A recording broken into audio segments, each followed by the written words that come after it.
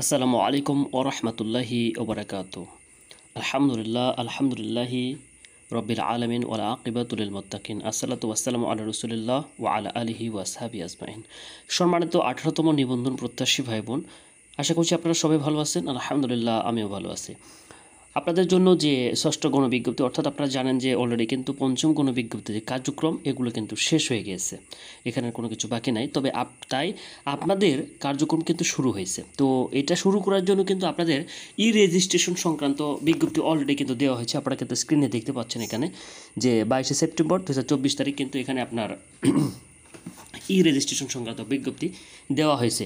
তো আসলে আর এছাড়া হচ্ছে যে আপনার পঞ্চম গণবিজ্ঞপ্তির যে ট্যাবটা ছিল তার উপরে কিন্তু ষষ্ঠ গণবিজ্ঞপ্তি অর্থাৎ সাইকেল 5-6 যেটা, এটা কিন্তু মানে ট্যাবটা মানে তৈরি করা হয়েছে এনটিআরসি যে সাইটটা আছে আর কি।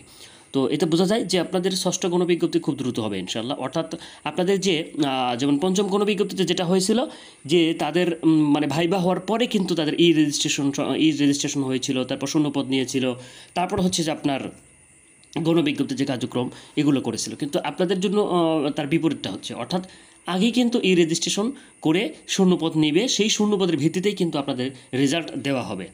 আর রেজাল্ট দেওয়ার পরেই কিন্তু আপনাদের গণবিজ্ঞপ্তি খুব দ্রুত হয়ে যাবে। অর্থাৎ যদি মানে বিশেষ গণবিজ্ঞপ্তি হওয়ার সম্ভাবনা খুব কম, যদি না হয় তাহলে আপনারা ধরে রাখেন যে এই বছরে মধ্যেই আপনাদের মানে এই ভাইবা পরীক্ষা শেষ হওয়ার পরেই আপনাদের ষষ্ঠ গণবিজ্ঞপ্তি দেওয়া হবে। সেটা হয়তো বা এই বছরে যদি সম্ভব হয় তাহলে এই বছর, না হলে আপনার সামনের বছর শুরুতে হয়তো বা হবে আর কি। তো দেখুন এখানে বলা হয়েছে যে এতদ্রা সকলের জ্ঞাতার্থে জানানো যাচ্ছে যে বেসরকারি শিক্ষা প্রতিষ্ঠান, স্কুল, কলেজ, মাদ্রাসা, কারিগরি শিক্ষকদের শূন্যপদ সংক্রান্ত তথ্য অনলাইনে সংগ্রহের উদ্দেশ্যে এনটিআরসি কর্তৃক ই রেজিস্ট্রেশন কার্যক্রম আগামী 22/09/2024 তারিখ থেকে শুরু হবে। ই রেজিস্ট্রেশন সংক্রান্ত বিস্তারিত তথ্য এনটিআরসির ওয়েবসাইটে www.ntrc.gov.bd ই রেজিস্ট্রেশন নামক সেবা বক্সে ই রেজিস্ট্রেশন নির্দেশিকার নামক মেনুতে দেওয়া হয়েছে। উক্ত নির্দেশিকা অনুযায়ী আগামী 30/09/2024 তারিখের মধ্যে ই রেজিস্ট্রেশন কার্যক্রম সম্পন্ন করার জন্য অনুরোধ করা হয়। প্রসঙ্গত ই রেজিস্ট্রেশন ব্যতীত কোনো শিক্ষা প্রতিষ্ঠান শূন্যপদের তথ্য এনটিআরসিতে প্রেরণের সুযোগ নেই। তো এটা কিন্তু আপনাদের ধরুন ষষ্ঠ গণবিজ্ঞপ্তির কার্যক্রম শুরু হয়েছে, তো এটা কিন্তু আসলে বিশেষ গণবিজ্ঞপ্তি নয়, এটা হচ্ছে ষষ্ঠ গণবিজ্ঞপ্তির জন্য যতটা আমরা ধারণা করতেছি আর কি।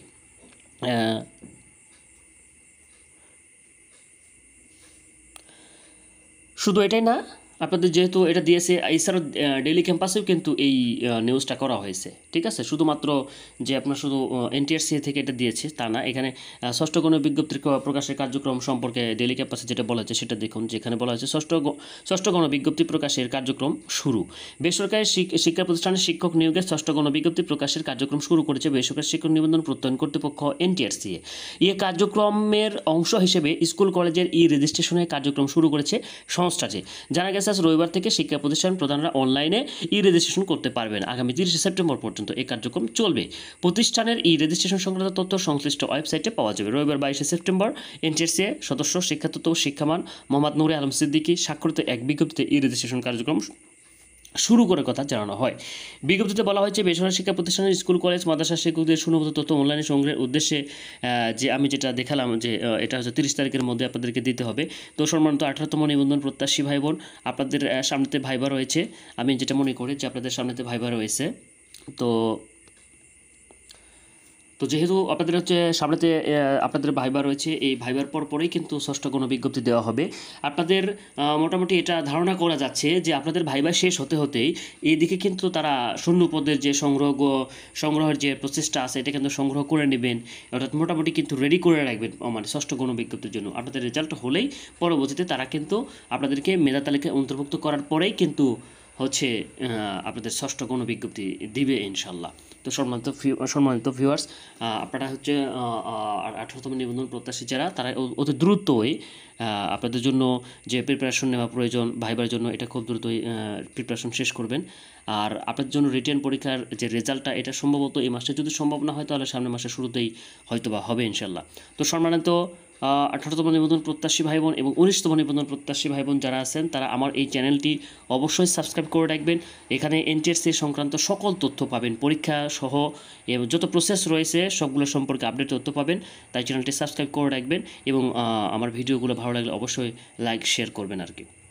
আর যারা আমার ভিডিওটা ফেসবুক থেকে দেখতেছেন তারা অবশ্যই আমার পেজটি ফলো দিয়ে রাখবেন। পরবর্তী এখানে সকল এনটিএসসি সম্পর্কে সকল আপডেট পাবেন ইনশাল্লাহ। তো সবাই ভালো থাকবেন। আরেকটা কথা সেটা হচ্ছে যে আমার ফেসবুক পেজে যারা অনেকে কমেন্টে অনেক কিছু লিখেছেন, সেখানে আপনাদেরকে বলতেছি যে এটা আসলে ষষ্ঠ গণবিজ্ঞপ্তির জন্যই এটা কার্যক্রম শুরু।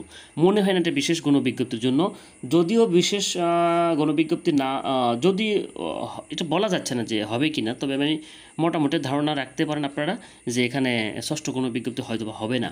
এটা বিশেষ গণবিজ্ঞপ্তি হবে না, ষষ্ঠ গণবিজ্ঞপ্তির জন্যই তাদের কার্যক্রম এনটিএসসি শুরু করেছে অলরেডি। তো সবাই ভালো থাকবেন, সকলের জন্য শুভকামনা। আসসালামু আলাইকুম ওয়া রাহমাতুল্লাহি ওয়া বারাকাতুহু।